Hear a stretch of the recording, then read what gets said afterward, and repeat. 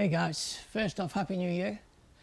Some of you guys aren't back yet. It's summer holidays here in Australia, so familial obligations are just that little bit more important. I get it, I understand it. But we can still think, we can still get our head around how we should approach the training.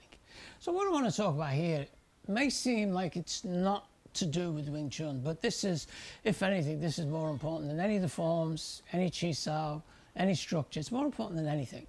And what I'm talking about is the ability to recall information.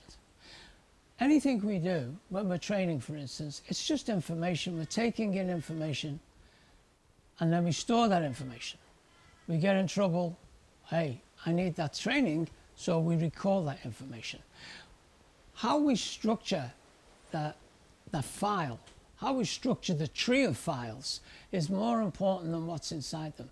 If I'm training with the greatest master in the world, and I'm training 5 days a week for 4 hours a day, you'd think, wow, he's got to be good. But if I can't remember that training, or if I don't remember it accurately, I may as well have not been there. Back in the day when I was still with my seafood, people would be going to Hong Kong and they'd be coming back saying, oh, it's so much better over there with so-and-so. And I'm sure it was, but they're looking in the wrong direction. Again, it's the finger pointing at the moon. All they could see was the finger. The training probably was better, but could they recall it? Would their application of that training be better? And usually the answer is no, because they were so enamored with being in Hong Kong, they filed it in a tourist visa, in a tourist folder, instead of filing it in an everyday folder.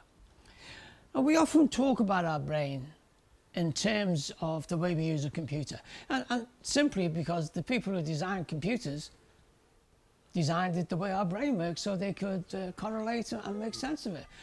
So when our brain stores something, it literally puts it in a file and puts the file somewhere. How do we get to that file? Same as our computer.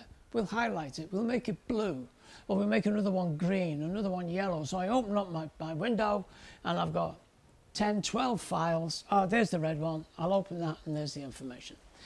So we need to prioritize our information and place it in very structured categories. It may sound like this is not very creative, but this is actually the only way we can be creative. When I put in the post, do we know if we're training a self-defense system or a fighting system? This is about categorization. Am I filing the information away for when I'm defending myself, or am I filing the information away for when I'm fighting? They're two different things, very different things. And when we're hoping our brain is going to be in a fighting situation and pull stuff out of a self-defense file, that's like it's going to bring out a recipe for grandma's apple pie. I mean, it's just as weird. So we really need to basically categorize what we're doing. It can be pretty vague, pretty wide, simply like self-defense, fighting, so that our brain can work for us. In the post before that, I said we will never use our training the way we train it. And this is related again.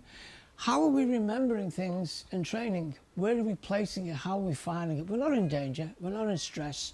We're not against someone we really want to hurt. So, we have to start being very imaginative of how we talk to ourselves in training so that we file that information in the right place. I've known a lot of people in different martial arts who trained for 10, 15 years and got their asses handed to them in a car park by a punk. I mean, how does that happen? Happens because they pulled down the wrong information. Maybe the computer just crashed because there was too many choices. So focus on what you think you're doing. There's a lot of little things built in which help us focus. I'm not so big on it, but I should be.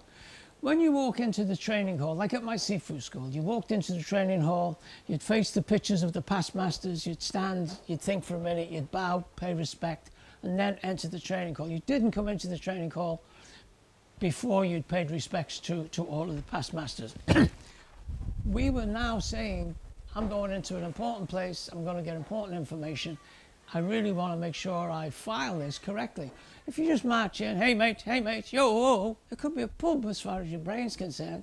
It's a social event, so you start sticking it in social files. Obviously that can very easily go astray if we get in trouble. So focusing on being that man who is doing that thing. And this is a little bit Zen in many ways, isn't it? This is big in martial arts for that reason. The Chinese mightn't have spoken psychology the way we do, but they understood it. If you act as if something's important, your brain is going to file it as important. Calling your Sifu instead of mate or pal or Derek. But I don't, it's not about me.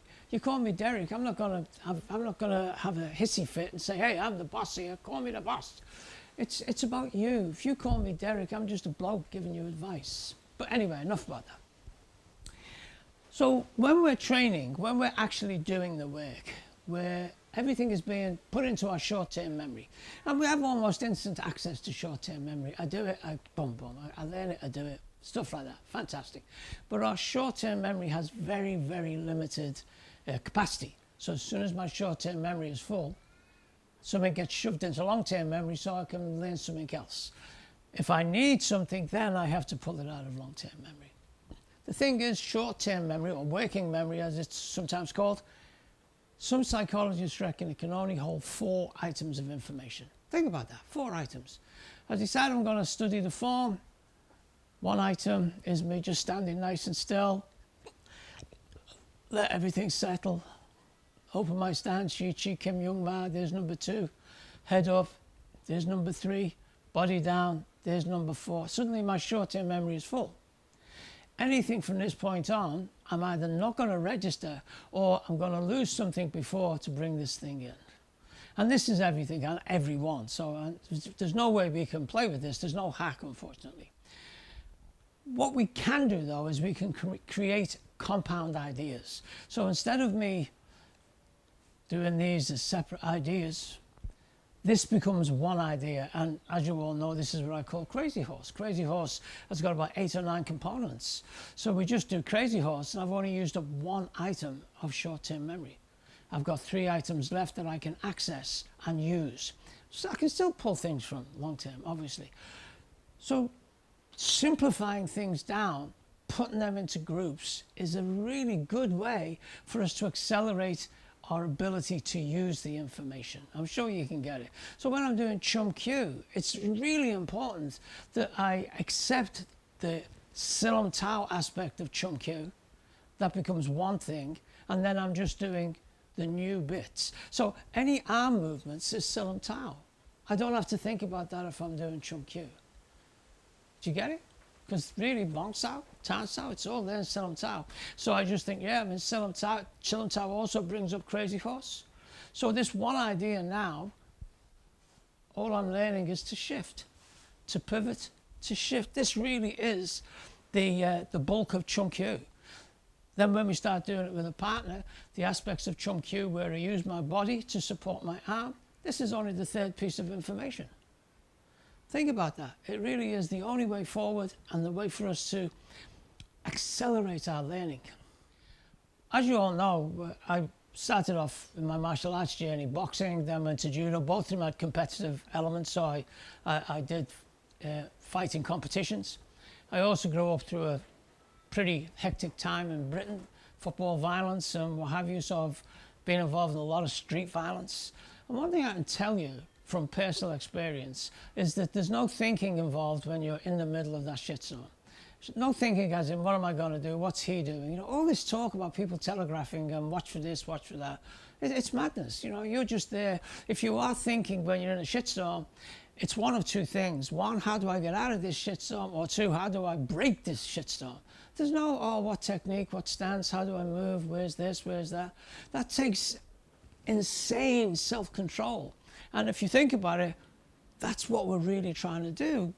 Get self-control so that I can pull things from my memory. So we won't know what's going on if we're in a shitstorm, which is where I come from when I say we will never use our training. In reality, I won't even know what I'm doing. So how can I use training for a situation I don't understand? But my brain will. My brain wants to, our nervous system in particular, is survival oriented. It will want to get me out of there in one piece.